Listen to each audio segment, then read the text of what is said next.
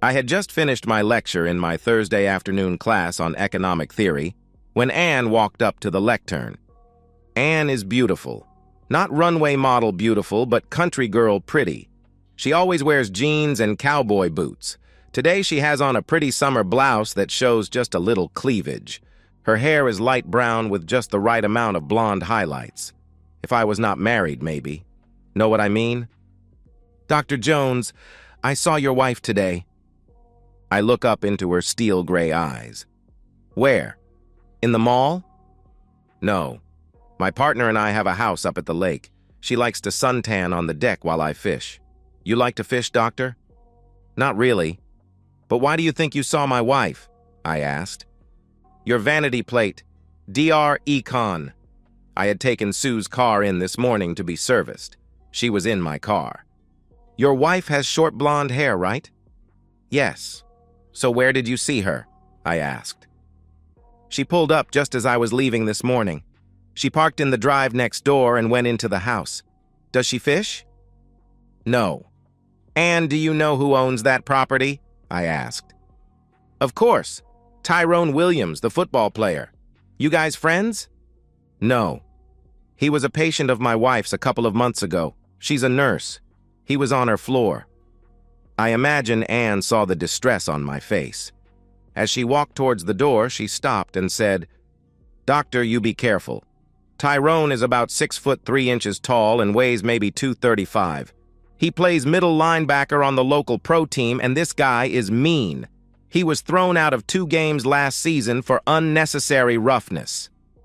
I derived 2 things from that short conversation. First, Anne is a lesbian. I would have never guessed. Partner, she likes to suntan. No big deal. To each his own, I guess. The other thing is that my wife of 6 years is cheating. Again!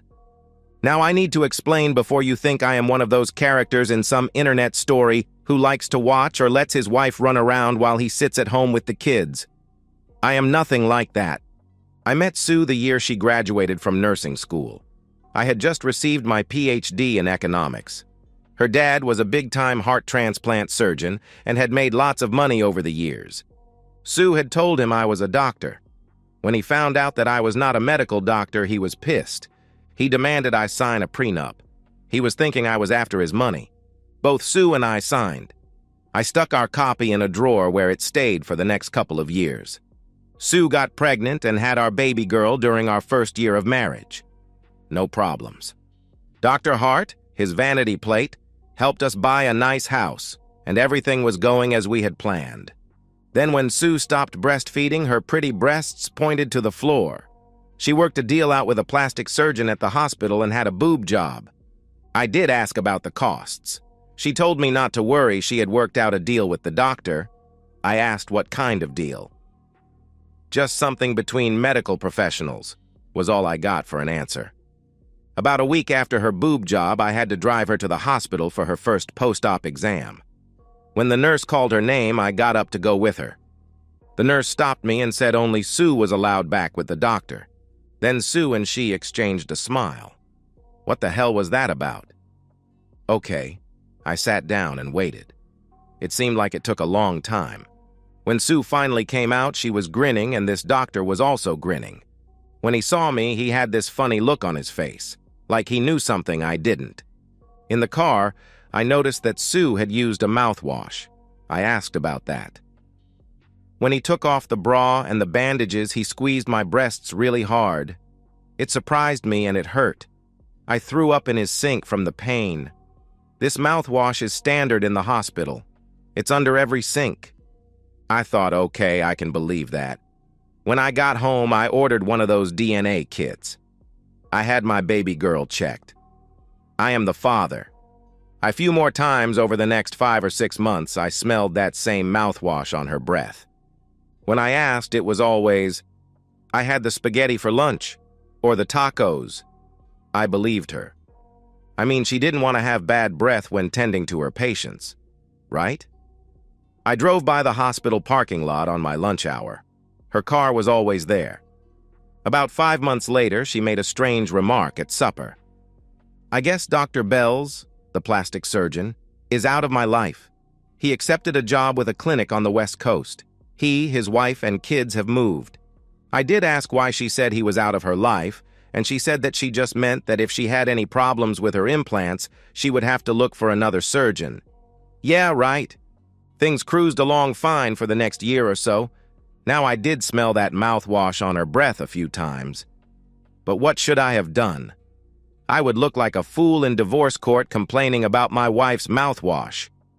If I was going to enforce the prenup, I had to have irrefutable proof that she was cheating. On our daughter's 3rd birthday, I went and picked up little Becky and drove over to the hospital. We were going to have a birthday celebration at Mickey D's, my daughter's favorite restaurant. There on the steps at the side entrance was Sue. There was another man standing close to her. Too close. It looked like they were having a deep conversation. I blew the horn and she turned and looked surprised to see me. She said something to this guy who looked to be Chinese, then ran to the car. When she got in, I asked her what that was all about.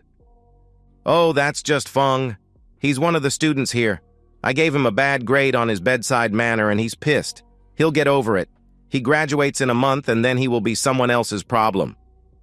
We made it to the restaurant and had a nice celebration. I took Sue back to the hospital and Becky back home to the nanny. I made it back to the university in time for my afternoon classes. The next morning I called the hospital. They are not a teaching hospital. Sue lied. Still no proof of anything. For the next year and a half, life was great. Sue was always home when I got there, and though I did smell the mouthwash on her breath every now and then, I wrote it off to her having a chili cheese dog at lunch. A couple of months ago, she came home all excited. There was a celebrity on her floor. Tyrone the Beast Williams was in the hospital undergoing some tests. He was a professional football player. He had been an All-American in college then. For the first 3 years, he was All-Pro. I do not follow football, so I was not impressed. I should have been. This is the same Tyrone that Anne said owned the house next door to her on the lake. The house my wife had visited this morning. I get home and find our daughter, who is almost 5 years old now, sitting in front of the television watching a cartoon movie. "Where's Mommy?" "She has a headache and is upstairs in your bedroom." I start thinking. Thursday is what she calls one of her me days. She is off work, and instead of staying home with her baby girl, she goes shopping, has lunch with a couple of her friends from the hospital, then is home by the time I get here at 5 p.m. I need to check something. In my home office, I pull up my diary. There it is. Every Thursday for the past 7 Thursdays, she has come home with a headache or some other excuse for why we cannot make love. Usually it is Saturday, or on a couple of occasions it was Sunday before we made love. I feel stupid. I should have picked up on that. But now that I know, I may be able to get that irrefutable proof that my attorney said I would need. I knocked on the bathroom door and asked if she was all right or needed anything. She said no, that she just needed to relax and see if her headache would go away. She asked me to take care of Becky tonight. I agreed and went back downstairs. The nanny had left supper for us, so I fed the baby and then got her bathed and in bed. I killed time on the internet finding out all I could about Tyrone Williams. At around 11 p.m., I showered and went in and got in bed next to Sue. I knew she was awake, but she was pretending to sleep. I let her continue pretending. The next morning, she was up early and off to work. I got a kiss and was told to have a good day. I had a plan. I went to the university and asked my grad assistant to take my morning class. He was happy to do it. Then I lied and asked to borrow his car. I drove up to the lake. I parked down the street from the house I wanted to check out. It was locked up tight. There were shades on all the windows, and it looked like there were drapes behind the shades. No way was I going to get a photo of what I know is going on inside every Thursday. I need another plan. I could wait until they are inside, then kick in the front door and start taking pictures. Yeah, that will work. Not. Tyrone is a violent man existing in a violent world. I am 5'10" and weigh maybe 180. I have never been in a fight in my life. This guy could kill me and he would not go to jail. I would be the one charged with home invasion if I lived. I walked back to the car. I thought I saw someone peeking out the window of the house next door. but I could be wrong. On the drive back, I started remembering everything I had read about Tyrone last night. He is married, maybe I could solicit help from her. Back at the school, I got a call from Sue. She was going to work a double, meaning she would be home around midnight and, you guessed it, too tired to make love. After I had the baby in bed, I did a deep dive into Tyrone's wife. She has a huge social media presence, lots of pictures of her and Tyrone. This girl is beautiful. Long red hair, green eyes, and a body to die for. She was a cheerleader in high school, then again at the university where Tyrone played. That's where they married 5 years ago. They have no children. As I read through some of her social media posts, I wondered what the hell this girl majored in college. Bitches, don't be looking at my man. Fuck no, I ain't sharing his banana, so just forget about it. She talked like she was raised in a ghetto. She had probably used that hair, her body, and probably that mouth to get herself through college. On Monday, I again borrow my grad assistant's car and drive over to Tyrone's house. Nothing. Neither she nor Tyrone left the house before I had to get back for my afternoon class. Another idea forms in my mind. It is now Thursday, and I am again sitting in front of Tyrone's house. I see him leave for the lake. I give him a couple of minutes, then I start to get out of the car. Shit. She comes flying out of the driveway. I run back to the car and decided to follow her. She does not go far when she pulls into a Starbucks. I give her a minute, then follow her in. She is sitting at a table drinking her $10 cup of coffee with ice cream in it. I do not order, just walk over to her table. She looks up and exactly like I suspected and says, "Who the fuck are you?" "The man whose wife your husband is with right now." She motions me to sit. I notice she is wearing the longest fake nails I have ever seen. She just looks at me, so I start the conversation. Every Thursday for the past 2 months, they meet up at the lake. She is a nurse, and they met when he was in the hospital. Blonde woman with large breasts? I started to say, that is her, but I refused to sink to her level. I saw the way he looked at her one night. Every Thursday? She asked. Yes, I replied. He tells me he is going to a team meeting every Thursday. You say they up there right now? Yes, and they will be until about 3 p.m., I replied. I'm going to surprise their asses, she answered. Bambi, I need proof for my divorce lawyer. Could you get me a photo? I get you more than a photo. I'll get you a video. She stormed out the door. I thought that went well. Bambi will find them in bed, probably shoot a video on her phone, then being Bambi, she'll probably send it to all her friends. It'll end up on ESPN. I'll have my proof and be rid of my cheating wife. I went back to school and had lunch in the cafeteria. About halfway through my afternoon class, there was a knock on the door. My grad assistant answered it and then motioned me over. There was the dean of the School of Business and 2 men. They asked me to step outside. 2 police detectives. The grad assistant said he would finish the class, and I walked them down the hall to my office. You are Dr. Jones? Dr. Nevada Jones? Asked one of the men. Yes. I'm Sergeant Detective Joe Friday. This is my partner, Henry Morgan. What kind of name is Nevada? Were you born out west? No, and I use the English pronunciation, Nevada.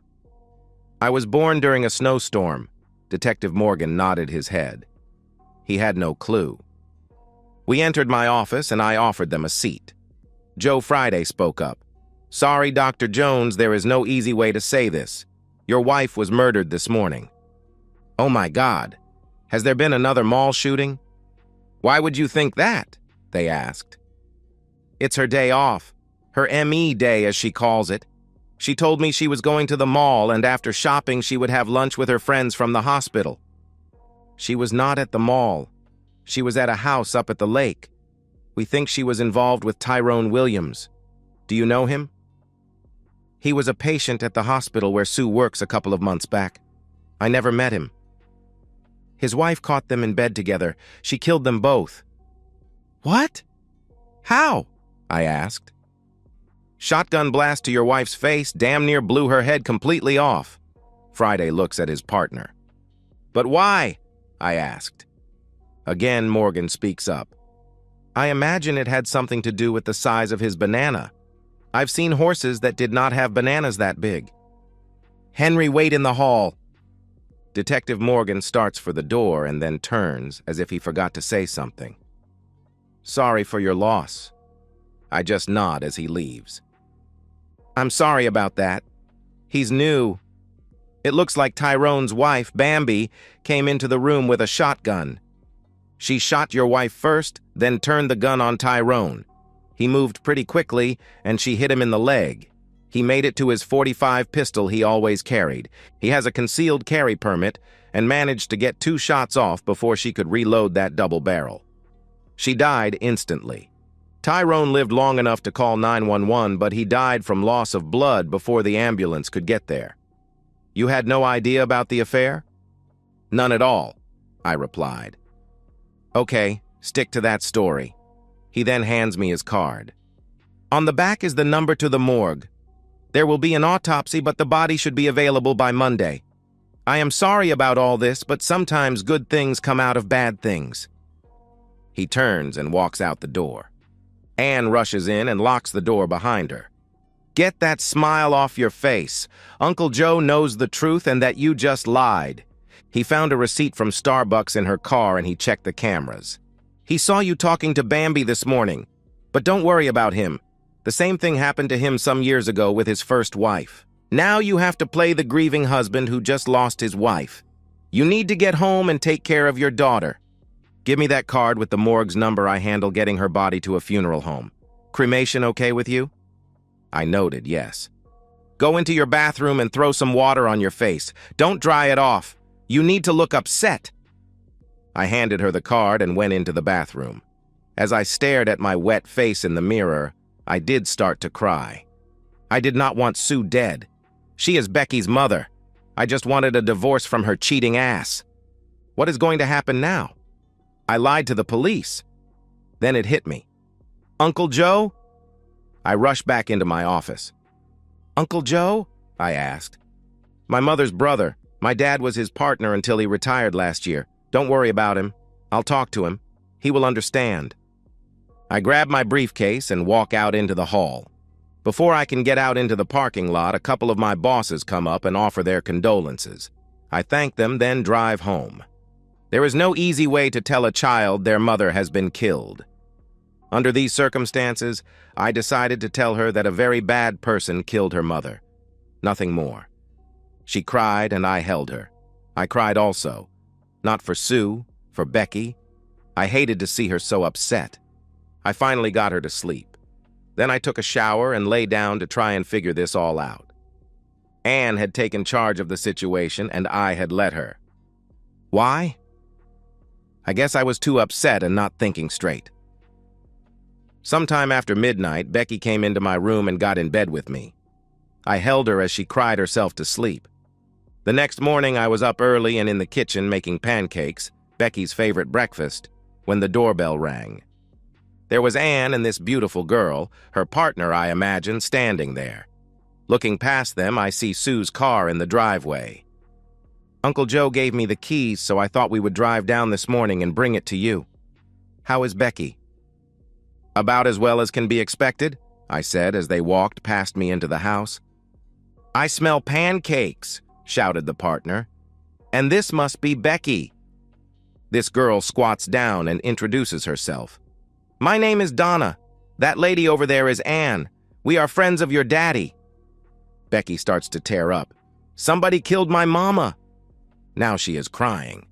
This Donna stands up and then picks Becky up in her arms. I know, baby, I know. She carries her down the hall, patting her on her back and whispering into her ear. Donna is good with kids. She'll take care of her. Let's finish those pancakes. We did not eat breakfast this morning and I'm starved. As I worked the grill, Anne set the table and told me how Uncle Joe had already closed the case. She said he advised me not to talk to the press, and if anyone asked, I was to stick to my story of not knowing anything about the affair. Donna and Becky came back into the kitchen. Donna had changed Becky out of her pajamas and into a cute outfit. As Becky ate her pancakes, she explained how Donna and she were going to look through all the pictures of her mama and pick out the ones for her funeral. I looked at Donna. She winked at me. Then we are going shopping for a new dress for the funeral. I have to look pretty for mama. Again, a wink. I told you she is good with kids. That's what we did. For the next couple of hours, Donna and Becky looked through every photo we had of Sue. They selected one that was just a headshot of Sue. She told Becky they would get that one enlarged and sit by the urn with her mama's ashes. Then they selected 5 more that would be framed and set on the table. They were of happier times. One was when Becky was born, another was of all 3 of us on vacation at the beach. Then there was one with just Sue and Becky. That one was Becky's favorite. By the time they had finished going through all the photos, it was lunchtime. Becky suggested Mickey D's, and we all thought that an excellent idea. The restaurant had a playground, and while Donna and Becky played on the swing set, Ann and I watched out the window. Donna would make a great mother for Becky. Without thinking, I said, "Yes, she would." Then I looked at Ann. I started to apologize. "I didn't mean..." She took my hand. "I don't mind sharing." I guess by now you can figure out how this story ends. Ann took care of the funeral arrangements and Sue was cremated. At the funeral, I gave her ashes to her father, Dr. Hart. I also reminded him that Becky was his only granddaughter and that he could see her whenever he wanted.